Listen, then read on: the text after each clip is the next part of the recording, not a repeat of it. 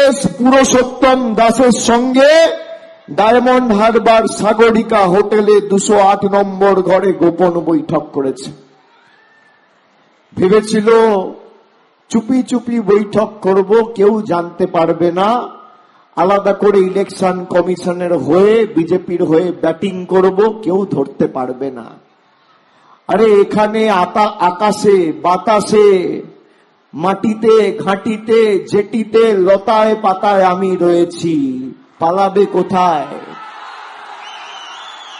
পালাবে কোথায়? চায়ের দোকান থেকে বাজার, খাবারের হোটেল থেকে খাবারের দোকান থেকে হোটেল, শাড়ির দোকান থেকে ফলের দোকান, মাছের বাজার থেকে জেটি, সর্বত্র তো আমি জড়িয়ে আছি লতায় পাতায়।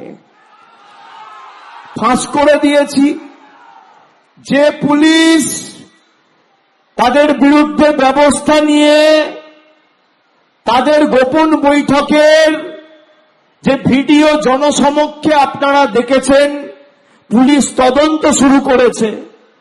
পুলিশ কেন তদন্ত শুরু করেছে? ডায়মন্ড হারবারের অ্যাডিশনাল এসপি, এসডিপিও, উস্থি থানার ওসি, ডায়মন্ড হারবারের ওসি, ফলতার আইসি চেঞ্জ করেছে নির্বাচন কমিশন।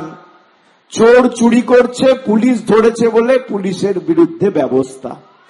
5 জন অফিসার চেঞ্জ করে অভিষেক ব্যানার্জিকে জব্দ করবে। আমি চ্যালেঞ্জ করে যাচ্ছি জ্ঞানেশ কুমার আর অমিত শাহকে, 4 তারিখ দেখা হবে। ডায়মন্ড হারবারের ব্যবধানও বাড়াবো, মগরাহাট পূর্বের ব্যবধানও বাড়াবো, পশ্চিমের ব্যবধানও এবার 1 লাখ করব, কথা দিয়ে গেলাম।